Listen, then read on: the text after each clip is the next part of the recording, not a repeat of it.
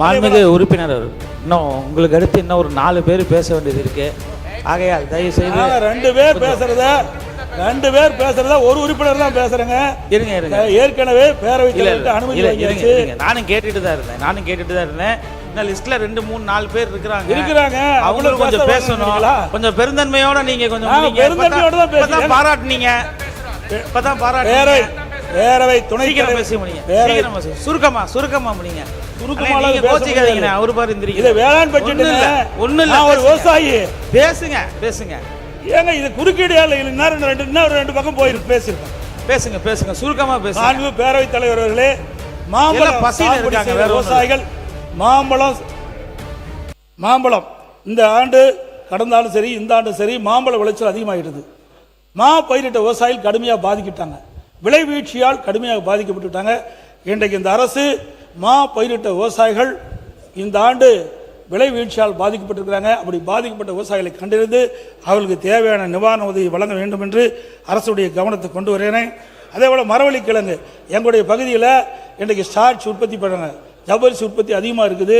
சேலம் மாவட்டத்தில் மரவள்ளி கிழங்கு பயிர்கின்ற அந்த விவசாயிகளுக்கு அவ்வப்போது மாவு பூச்சி விழுகுது. அதை தடுக்கிறதுக்கு உண்டான நடவடிக்கை இந்த அரசு மேற்கொள்ள வேண்டும் என்று கேட்டுக்கிறேன். விவசாயிகளுக்கு விலையில்லா மின்சாரம் கொடுப்பது இன்றைக்கு கிட்டத்தட்ட தட்கல் முறையில் அவர்கள் பதிவு செஞ்சு 9 மாதம் ஆகுது.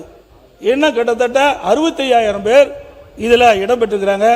அந்த தட்கல் முறையில் பதிவு செய்யப்பட்ட பம்பு செட்டுக்கு மின் இணைப்பு வேண்டி காத்து கொண்டிருக்கிற விவசாயிகளுக்கு உடனடியாக வேகமாக துரிதமாக இந்த தட்கல் முறையில் பணம் செலுத்தியவர்களுக்கு உடனடியாக மின் இணைப்பு கிடைப்பதற்குண்டான நடவடிக்கை மேற்கொள்ள வேண்டும் என்று கேட்டுக்கிறேன்.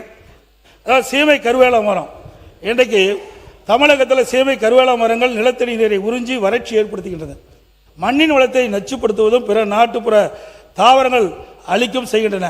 இந்த உயர்நீதிமன்ற உத்தரவின்படி தமிழ்நாட்டுக்கின்ற சீமை கருவேல மரங்களை அகற்றுவதற்கு இந்த அரசு உரிய நடவடிக்கை மேற்கொள்ள வேண்டும் என்று கேட்டுக்கிறேன்.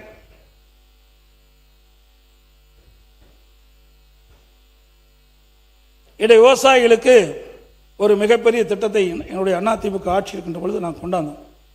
அதாவது உலகத்தரத்தில் ஒருங்கிணைந்த கால்நடை ஆராய்ச்சி மையம் சேலம் மாவட்டம் தலைவாசல 1102 ஏக்கரில் 1023 கோடி ரூபாயில் அந்த திட்டத்தை நான் கொண்டாந்தோம்.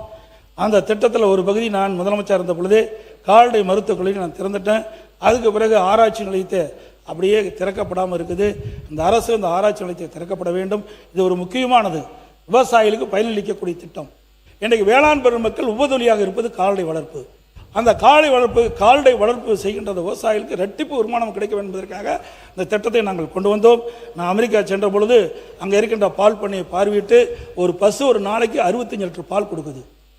அதே போல கலப்பின பசுகளை நம்முடைய விவசாயிகளுக்கு இந்த ஆராய்ச்சி நிலையத்தின் மூலமாக உருவாக்கி விலையில்லாமல் கொடுத்து அந்த விவசாய தொழிலாளி வாழ வைக்க வேண்டும் என்ற அடிப்படையில் தான் இந்த கால்நடை பூங்காவை திறந்தோம். ஆனால் கடந்த காலத்திலே அந்த திட்டம் முழுமையாக நிறைவேறாமல் இருக்கின்றது. அந்த திட்டம் முழுவதும் பூர்த்தி அடைந்து விட்டது.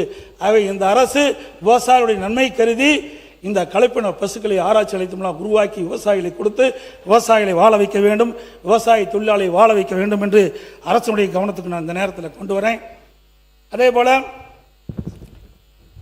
இன்றைக்கு எங்களுடைய பகுதியில் சேலம் மாவட்டம் மேட்டூர் சட்டமன்ற தொகுதி, ஓமலூர் சட்டமன்ற தொகுதி, எடப்பாடி சட்டமன்ற தொகுதி, சங்ககிரி சட்டமன்ற தொகுதி 4 சட்டமன்ற தொகுதி உள்ளடங்கி 100 அடி திட்டத்தை கொண்டாந்தோம்.